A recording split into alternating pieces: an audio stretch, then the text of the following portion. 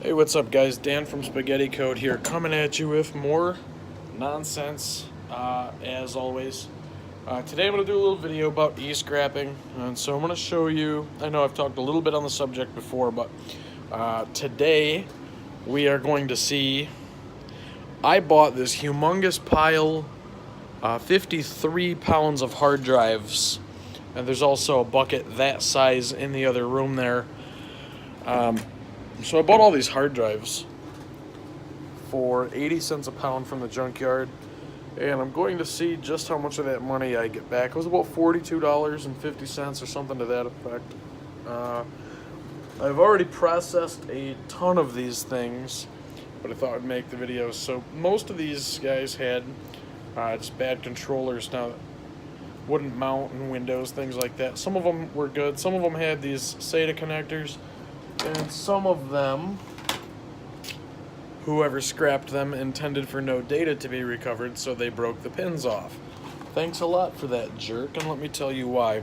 So, from a scrapper's perspective, and as a computer guy, as you guys know, one thing that I did with any one of these discs that would mount, the first thing I did, and I can't really show you, because I'd hate for you to steal my keys, but I bought this program, and it cost me not much. It was like $25, $29, but the software is called, I'm opening it, sorry.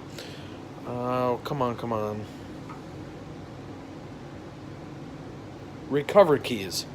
It's Recover Keys, $29. Fantastic program. It loads up just like this, right? So if you get that hard drive to mount, you can go scan another hard drive, and then go to that secondary hard drive, select the Windows folder, and it will search that registry for Microsoft Office keys, Microsoft Windows keys, and all that stuff. And so you then have those keys that, assuming that you have the proper rights per the license of that key, you may be able to recover and resell those keys. Now, it happens that in these ones, I recovered, I think, about 15 or 20 Windows 7 keys that I'm not going to be able to sell for a ton, but I'll be able to get those anyways. And so that is value number one. So used hard drives are a huge go, just from the software side alone if they mount. Now, with that being said, I'm going to switch back to... Oh boy. Yeah, let's go in the other room. Okay, so that being said, once you're done, the first thing to do, I guess, scrap-wise, is to go through and remove all of the logic boards and turn off the Christmas music, right? Let's turn that off. Here we go. Cool. So then I've made two different piles here. Pardon these LEDs. I've got these. These are good logic boards that have not been rendered useless. And then I have these other ones where they are, demolished. So I sent an email and a picture off to the guys at cashforcomputerscrap.com. Cashforcomputerscrap.com is a fantastic e-scrapper, e-gold, whatever resource. These guys are great. You measure out your e-scrap, measure out the weight, go on there, tell them how many pounds you have. They will send you a shipping label up front. Now, the cost of that shipping will be deducted from of your value, but who really cares?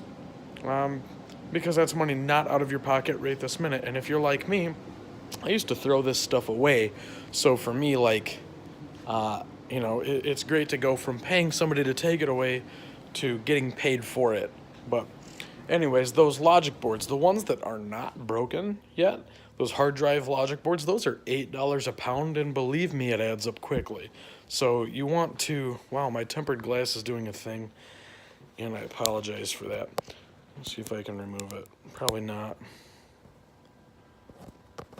Anyway, the ones that are broken, unfortunately, those have been destroyed to a point where they're not worth quite as much.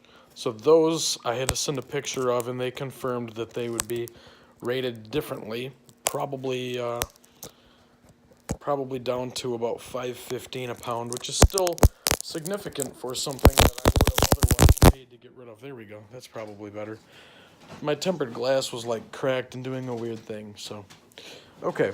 Anyways, there's a ton of those, and on the 53 pounds, I've actually recovered, well, quite a bit there. There was a few pounds there.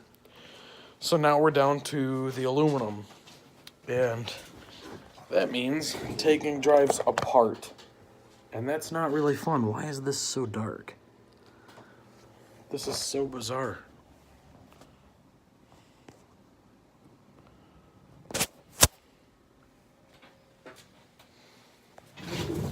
Huh. Did my camera break, you guys? What is going on here?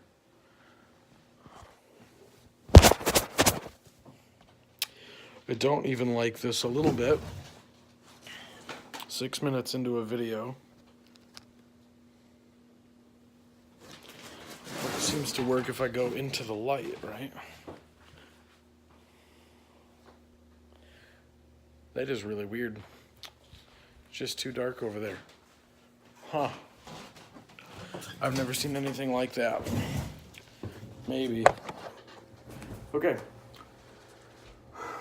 Sorry for the tremendously dark video, but I'm going to continue. Now we have a hard drive. And inside of the hard drive, we have a ton of different stuff. So for those of you who've never taken one of these apart before, we're just going to do it real quick.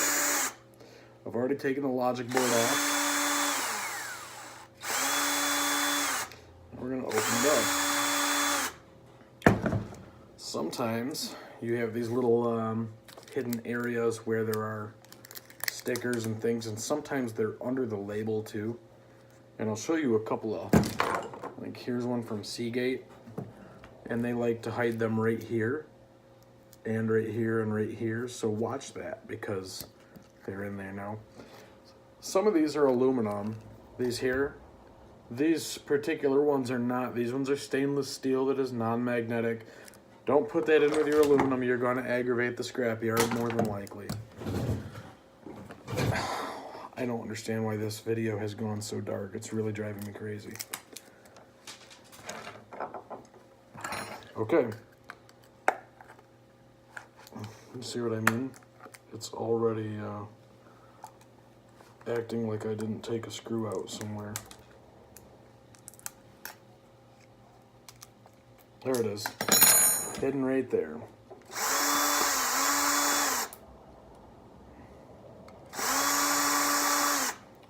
Should be better. Okay, so now we're inside the drive. We got all this fancy stuff. Now, I throw these controllers in a pile. These magnets are very, very strong. I throw those in a pile, but I use those for something else. These platters are usually like aluminum covered in some other stuff, and they feel real strange. But basically, just take all this stuff out. Every once in a while, you'll get one of these little motors like this. Well, there's motors in every one, but some of them will come right out. Some of them you're going to have to press with an arbor press. I'll show that in another video, but I'm going to figure out what happened to my camera. So this is how far we've gotten. We've taken the cover off. I'm going to resume in part 2. All right.